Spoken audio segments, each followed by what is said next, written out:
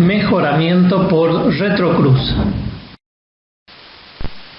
La retrocruza es un procedimiento para la transferencia de genes útiles de un genotipo denominado donante a otro genotipo receptor denominado recurrente. Para utilizar la retrocruza se necesita una variedad con características sobresalientes, es decir, con muy buenas aptitudes agronómicas, a la cual se denomina padre recurrente. Otra variedad, ecotipo o raza, que posee los genes que se quiere transferir al padre recurrente, y este se va a denominar padre donante. El carácter necesita ser identificado con relativa facilidad en las progenies. El número de retrocruzas depende del grado de diversidad genética entre los padres, el recurrente y el donante. Y el ligamiento entre el carácter a transferir y otras características no deseadas que pueda tener el padre donante puede retardar o alargar considerablemente el proceso de cruzamiento. Los caracteres a transferir mediante retrocruza deben ser aquellos que están gobernados por pocos genes, deben ser fáciles de identificar fenotípicamente y pueden estar en estado dominante o en estado recesivo.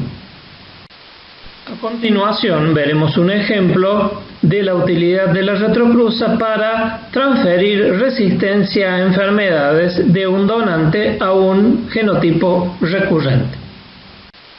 La retrocruza puede ser utilizada para transferir genes dominantes o genes recesivos que condicionan resistencia a una enfermedad.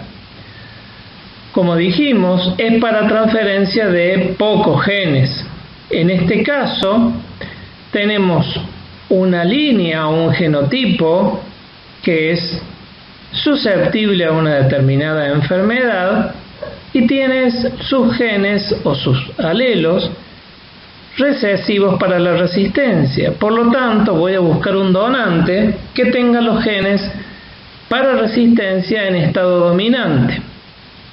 Al realizar la cruza voy a obtener una F1 que va a ser totalmente heterocigota, no solamente para los genes de resistencia, sino para todos los otros genes.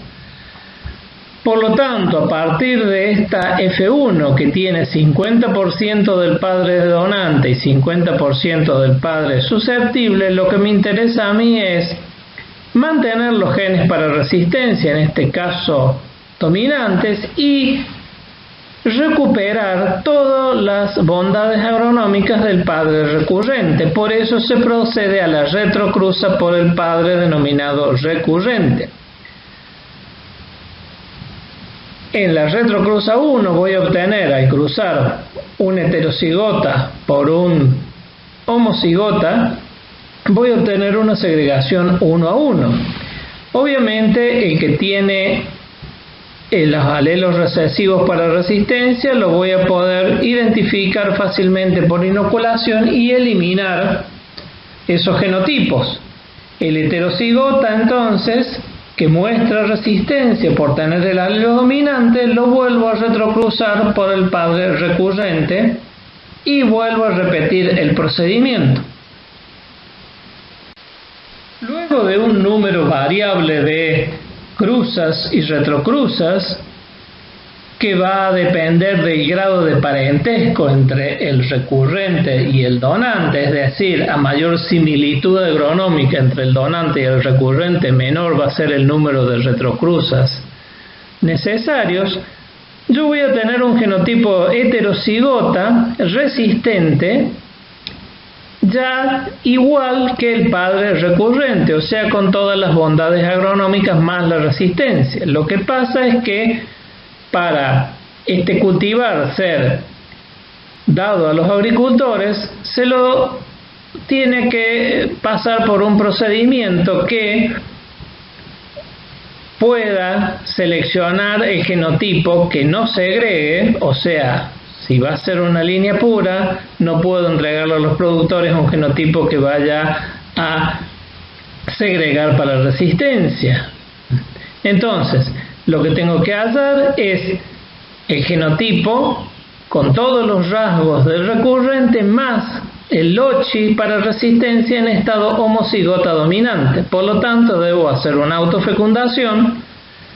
Al genotipo A chica, como va a ser susceptible, lo elimino por inoculación, y con los otros dos que tengo, el homocigota dominante y el heterocigota, tengo que autofecundar a cada planta, y aquellas que segregan eliminarlas, pues están en estado heterocigota, y me quedaría solamente con los que no segregan para el carácter resistencia, que van a constituir la nueva variedad.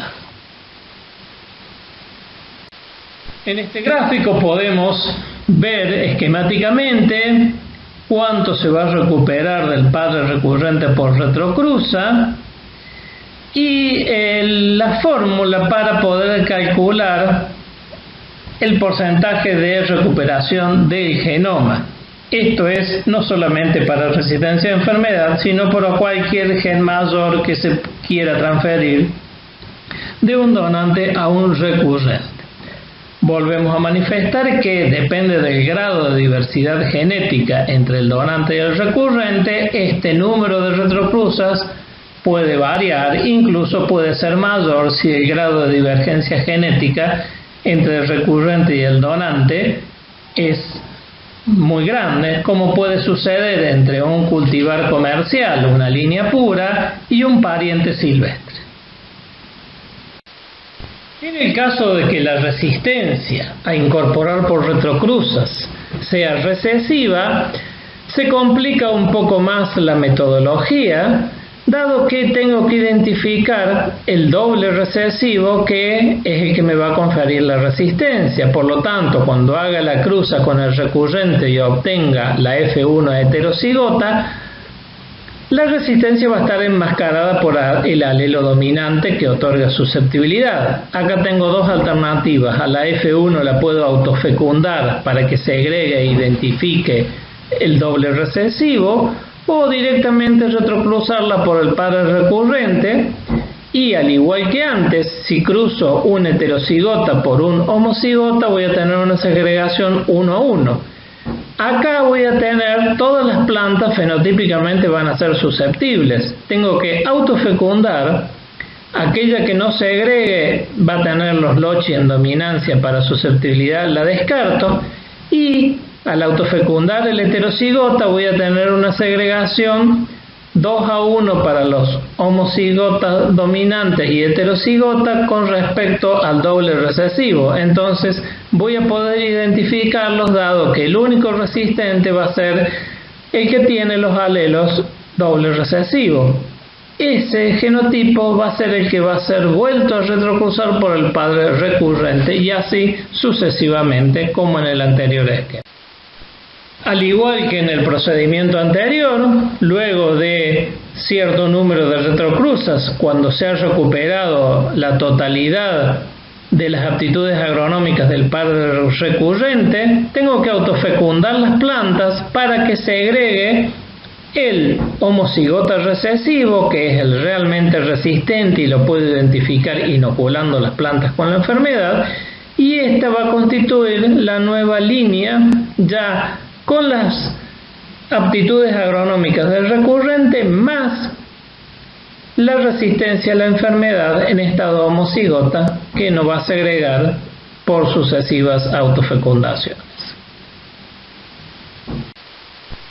La retrocruza se puede emplear para transferencia de resistencia a enfermedades, como acabamos de ver en el ejemplo, introducción de genes que codifican para macho-esterilidad génica o citoplásmica, incremento de proteínas, por ejemplo, el gen opaco 2 en maíz, incorporación de genes que controlan la expresión de apomixis, incorporación de marcadores morfológicos para identificación varietal, por ejemplo, variantes en el color, obtención de variedades multilíneas, en el caso especial del trigo, que son líneas a las cuales se le incorpora resistencia a diferentes razas de un mismo patógeno.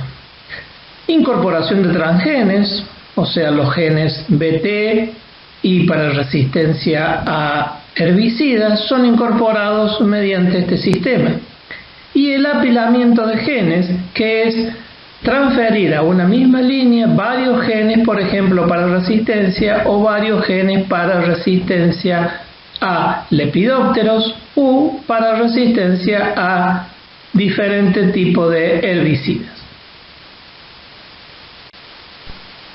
Como hemos visto, la transferencia de caracteres controlados por pocos genes es factible mediante este procedimiento de retrocruza. Sin embargo, si el objetivo es transferir caracteres gobernados por muchos genes, el proceso se complica bastante, dado que la identificación del carácter va a ser mucho más dificultosa en las progenies resultantes de los cruzamientos, dado que también van a intervenir otros tipos de expresión, no solamente de dominancia, sino aditividad, sobredominancia o epistasia. También puede ser necesario recombinar plantas F2, o sea, productos de cruzamiento, para incrementar la frecuencia de los genes útiles y luego retrocruzados por el padre recurrente, lo que hace difícil la identificación de estos caracteres en ese tipo de progenies segregantes.